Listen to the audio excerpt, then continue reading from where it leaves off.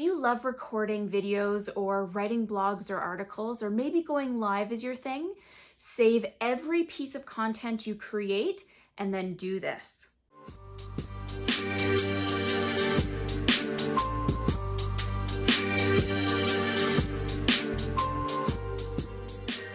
Let's talk about how we can at least monopolize on your content creation every single time. So, for instance, you are now listening to my podcast. Almost every single podcast episode I make, we also record video.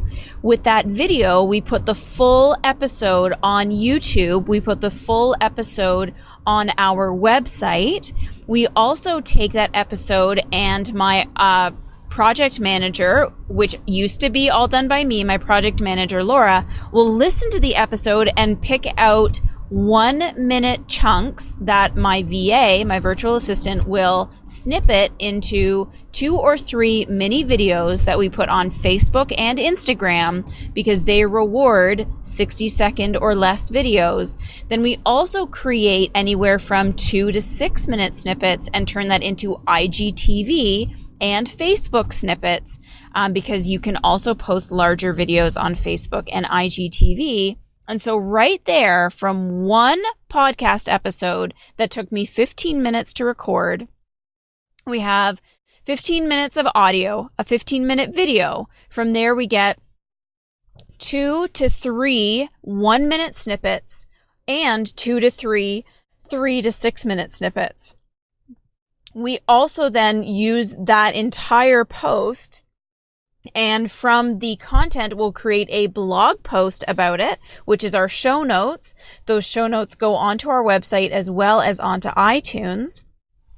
And then Bob's your uncle.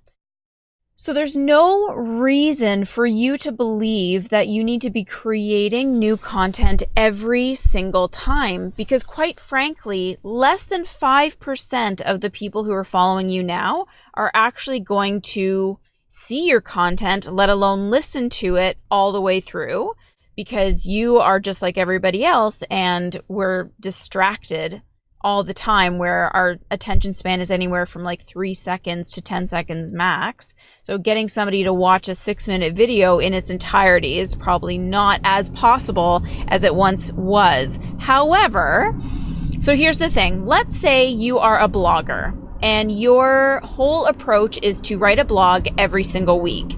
It is my opinion that you take that blog and you use your writing as a script for a video.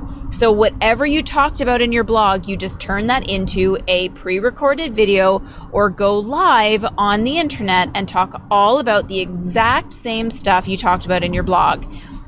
You can also take out a tiny paragraph from your blog.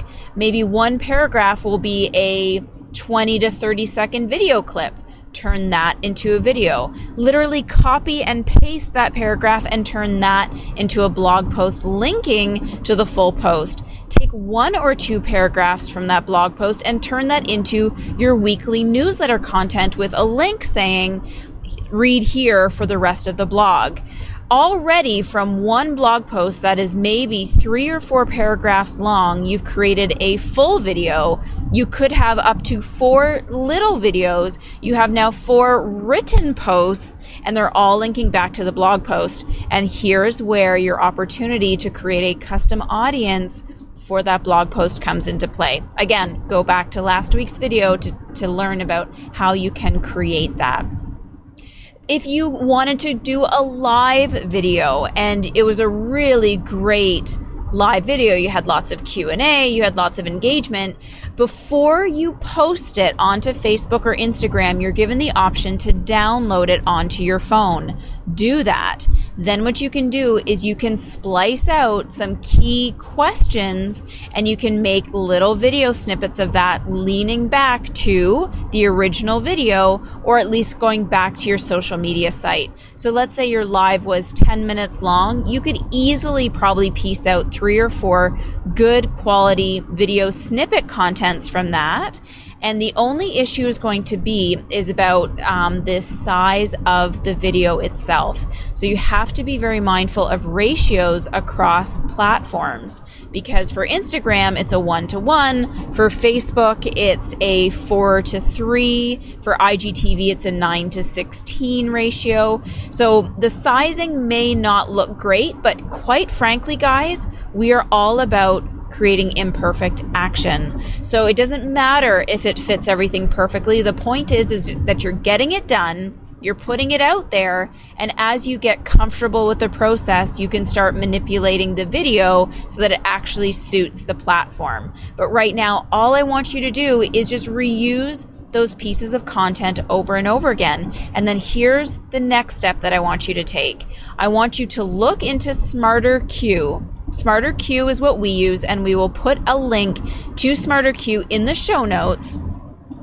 And you're going to put all of that content that you just created into the queue. And what that means is whenever you want those posts to go out again, whether it be 5 days from now, 1 month from now, you want it to be every Tuesday at 9 a.m. and it just kind of siphons. Every time you put more content into the queue, it will actually recycle your posts.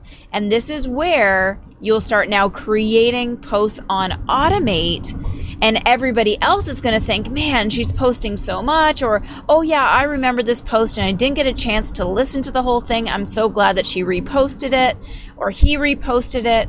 And this is where you start to create content like crazy without actually creating content like crazy. So it's the same premise as Meet Edgar. We use Smarter Q because I find the price point to be much better, and it allows you to personalize your monthly spend based on how many social media sites you want it to go to, how many posts you're planning on making, and how many posts you'd like to be queued up versus just going live one time. So that is how we do it in our business. Is I will very often reuse what I wrote in a newsletter, and I'll put that into a social media post. Whatever images I'm using on social media, I'll put that back into my newsletter. When we make videos, my team will splice it out into multiple pieces of content, and then we're putting it onto Instagram, IGTV, and Facebook, and of course, putting a little bit of ad spend behind it. But the point is when you are making content, there has to be a clear reason for why you are doing it. The maximized practitioner method, when it comes to pillar number 2, which is creating business systems and strategies, this is where we're actually developing the brand and the language and putting people into your funnel and making that machine work for you. And if you are just putting out content to make yourself feel busy and keep busy, but you're not actually doing it for a purpose, it doesn't match with your brand, it's not helping serve your people, it's not talking to your targeted audience, and you're just putting the content out there, then you're missing a huge purpose of why we do social media to begin with. Because we don't care about likes, we don't care about followers, we don't care about how many shares it got. We care about revenues coming into our business. So you have to be very, very smart about the content you're doing, and don't post something unless you genuinely know it's going to serve your audience. And this is something I talk to my students, and I say, look, as nice as it is to see what you are eating on a daily basis, that doesn't make me want to book in with you. I firmly believe that 80% or more of the content should be directly towards helping make an impact on your patients and future patients or clients. And then you can save that 20 or 10% for getting people to know you and the behind the scenes. But even those behind the scene videos or posts or food pieces should still in some way, shape, or form reiterate who you are, why you practice the way that you do, why people should be leaning into you, and how you are setting an example and making yourself an authority. I do not condone busy work for the sake of being busy, because the more overwhelmed you feel, coming full circle to the very beginning of this conversation, the more busy and overwhelmed you feel, the more likely you are building your business on a house of cards. And houses of cards fall down very easily. So we want to make sure that we're going through the right steps so you will have this business that will be resilient and stick around forever and as long as you want it to. And that's exactly why the Maximized method was created, because we are putting people through foundational steps to make sure that they are doing things in the right way, not doing things because some influencer told you that you had to do it, but it does not make sense to your business plan, strategy, or brand. So I hope that you... Thank you for tuning in to the Profitable Practice Podcast. Did you like this video? If so, give it a thumbs up, leave a comment below, and definitely subscribe to the channel. If you want to listen to the rest of the podcast episode, be sure to click the link in the description below. And if you're looking for even more resources on how you can create a profitable practice, I encourage you to sign up for the freebie we also have in the description. You will automatically be put onto our newsletter list where you will get first dibs on every new episode, as well as any new training or online series or freebies that I'm giving away throughout the year. Your commitment towards learning the business side of your practice matters. Stay positive, keep taking those baby steps, and promise me that you are going to take imperfect action every single day. Remember, your patients or clients are reaching their hand for you to help them. There is no excuse why you can't provide the help that they need. So stop getting in your way, continue to learn, take those baby steps, and as I said, take that imperfect action every single day. Thank you so much for watching, and I will catch you on the next episode of the Profitable Practice Podcast.